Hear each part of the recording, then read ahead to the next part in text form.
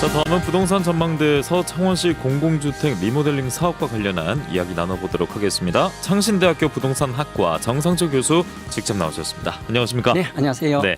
먼저 공동주택 리모델링 얘기 참 많이 나오는데요. 그렇습니다. 소개 좀 해주시죠. 예, 그렇습니다. 그 공동주택 리모델링이라는 것은 각 개인 아파트를 그 내부를 바꾸는 것이 아니고 예. 그 아파트 전체를 그 수선하거나 그 증축하는 것을 말하죠. 예, 쉽게 말해서 그 헌 아파트에 그 새 옷을 입혀 예쁘게 이렇게 단장한다는 것입니다. 예.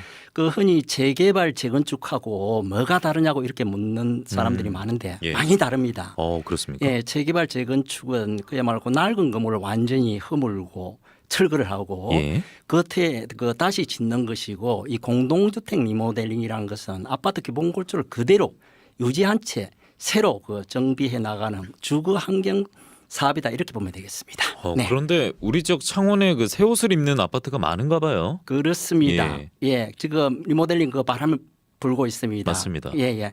공동주택 리모델링은 건물 빼대만 남기고 그 철거한 뒤 그 옆이나 위로 이렇게 정축하는 방식이죠. 예, 전용 면적을 그 30%에서 40% 이렇게 늘릴 수가 있습니다. 예. 그리고 가구 수를 한 15% 정도 그 늘릴 수가 있죠. 예, 그래서 리모델링 하면서 그 새 아파트를 그 더 지어서 분양할 수 있다는 것이죠. 예, 따라서 아파트를 그 지은 지 15년 이상 되면은 리모델링을 할 수 있으니까 예, 창원에 그 1990년대에 지은 아파트들이 많지 않습니까? 예. 그 아파트들이 그 리모델링 바람을 일으키고 있다, 이렇게 볼 수가 있겠습니다. 그렇군요. 예, 최근에 그 창원 성산구의 그 노후 아파트 단지에서 리모델링 바람이 사실 불고 있죠. 예. 예, 그 중에 3개 단지는 조합이 결성이 됐고, 예, 조합 설립 인가까지 났죠. 그 나머지 7개 정도는 추진위가 만들어진 지금 상태입니다.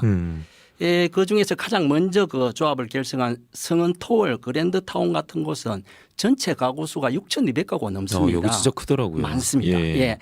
예, 그래서 전국에서 리모델링 아파트 단지로서는 가장 크다고 할 수 있을 겁니다. 네.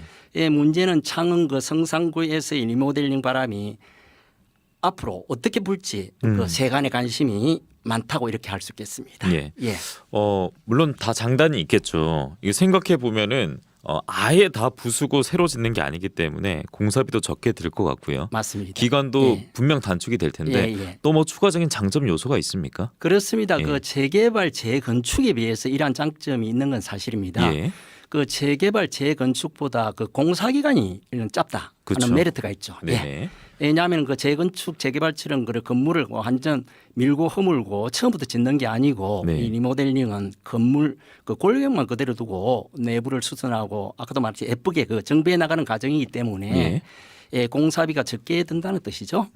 예, 그리고 공사 기간도 재개발, 재건축에 비해서 짧으므로 분담금도 그 적게 든다는 것이죠. 예. 또 이런 게 있습니다. 초과 이익을 한수 당하지 않는다는 것입니다. 재건축 그 재개발에 비해서는 크게 메리트가 있다고 하겠습니다. 예. 재건축은 그 시세 차익을 남기면 일정 정도 이거 초과 이익 부분을 다시 환수를 합니다. 아, 그래요? 예. 그러나 그 리모델링은 초과 이익 환수가 없다는 것도 하나의 큰 메리트다, 이렇게 볼 수 있고요. 예. 그 외에 그 용적률 제한이라든가 또 기부 체납 또는 그 임대주택 건설 의무 등 이런 규제가 없는 것도 리모델링의 큰 메리트다, 이렇게 보겠습니다. 빨리 이 장소에서 새 집에 들어가고 싶으신 분들은 아무래도 리모델링이 장점이 좀 있는 것 같네요. 네, 그렇습니다. 예. 자, 예. 단점 한번 소개해 주시죠. 그렇습니다. 예. 모든 게 그렇죠. 장점이 있으면 단점이 있기 맞습니다. 마련이죠. 그죠? 예, 여기도 단점이 좀 있습니다. 그 공동주택 리모델링 단점은 이런 것들이라 이렇게 볼 수가 있습니다. 예, 가구 수를 늘려서 일반 분양을 해야 조합 분담금을 줄일 수가 있으니까 이 정축 늘린다는 뜻이죠. 그죠? 예. 정축을 해야 하는데 이 수평으로 넓히는 것은 한계가 있고 그 위로 이렇게 올려야 하는데 그 별개의 동을 만들어서 새로운 건물을 지어야 하는데, 예, 그러다 보면은 그 주거 환경이 더 열악해질 수가 있습니다. 왜 올리니까. 아, 그렇겠네요. 예, 예, 그렇습니다. 예, 그래서 그 건물이 높이 올라가면 옆 건물 그런 그 일조권 이런 게 침해가 되겠죠. 예. 채광 문제가 있고 그 별동을 신축하면은 녹지 공간이나 그 빈 공간이 없어지고 이 또 동간거리가 좁아지면서 그 쾌적한 환경이 침해되기 마련이죠.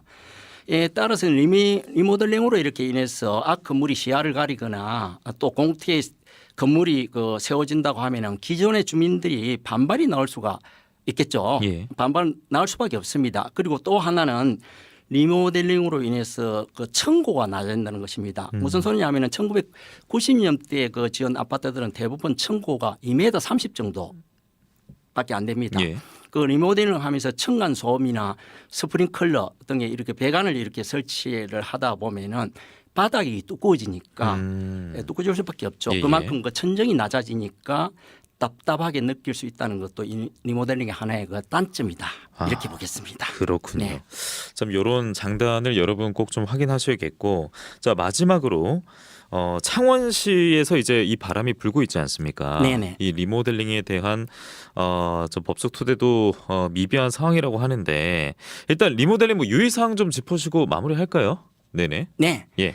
그렇게 하죠. 그 사실 그 공동주택 리모델링에 대한 우리 목소리는 많은 것 같습니다. 예. 우려 목소리죠. 예, 수도권 등에서 일부 아파트들이 그 사업성이 하락한다든가 조합원 간의 그 잔반 갈등 또 그리고 추가 분담금 문제 등으로 그 조합 설립 후에 무산되는 사례도 있습니다.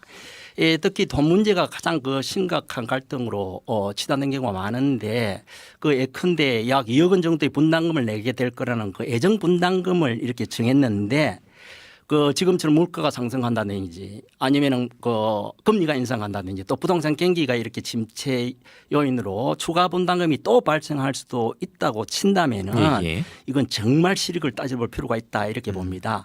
예를 들어 만약 창원에서 2억 원 이상의 분담금을 낼 빼야 차라리 새 아파트를 사고 말지 그 리모델링에 투자할 이유가 없다고 보는 것이죠. 예. 제 주위에도 이런 사람들이 있더라고요. 제보고 차라리 사는 게 안 좋아 얘라고 이렇게 네. 말씀들 하시던데 따라서 리모델링이 한금알을 낳는 거이라고만 생각하면 큰 오산이고 그 시세 차익을 노리고 접근하는 방법도 맞지는 않습니다. 네. 말 그대로 리모델링은 주거 환경 차원에서 기존에 우리 집에 그 새 옷을 입혀서 더 나은 환경 속에서 우리 가족 행복하게 살 보금자리다 이렇게 생각하고 접근하는 게 제일 좋을 것 같습니다. 알겠습니다. 오늘 자 공동주택 리모델링에 대해서 들어봤습니다. 창신대학교 부동산학과 정상철 교수였습니다. 고맙습니다. 네, 고맙습니다. 네, 이어서 현장으로 가보시죠. 여기가 우리가 본부 지수구 앞이거든요. 우리가 먹는 수돗물이 처음 들어오는 장소. 장바닥이 완전히 막 상태가 안 좋네. 저 보세요. 저 시커멓다 아닙니까? 이게 썩은 거지. 깔딱 유출 있네. 자, 여기 깔따구 있죠? 깔다고요? 아. 탁 엎어버리니까 밑에 들어가는 게 밑에. 야, 여기는 지금 현재 꽤 개체수가 많다. 깔따구 중에서도 붉은색을 띈다는 건 쟤는 산소가 없어도 지 스스로 산소를 만들 수 있는 저런 애들은 오염된 환경에서도 저렇게 그래서 살 수가 다급지라고 보는 네. 거예요. 영남 그 1300 주민들이 정말 이 물을 다 먹고 있는데 현장에서 보니까 그냥 그 눅눅한 죽이에요. 녹조 죽이 되는데 이걸 없애는 방법 물을 빨리 흘려보내면 됩니다. 이거는 누구나 알고 있는 상식인데 이거 하나 하는 게 그렇게 어려운지. 이곳을 우리가 모니터링 해본 결과 올해 그 낙동강 분류 전체에서 가장 마이크로시스틴 독성 물질이 가장 많이 나왔습니다. 그렇다면 정부가 수문을 빨리 개방하고 보호 처리 방안도 빠르게 마련해서 이 낙동강을 제대로 먹고 이용하고 즐길 수 있는 생명의 강으로 우리가 대들로 놓아야 될 것 같습니다. 시하고 같이 공동조사를 좀 하고 그냥 무조건 없다. 네, 물에 대한 신뢰가 계속 낮아지고 있는데요. 이 신뢰를 회복할 수 있는 조사 결과가 하루빨리 또 대책과 함께 나오길 바랍니다. 오늘도 좋은 아침입니다. 함께해 주신 여러분 고맙습니다.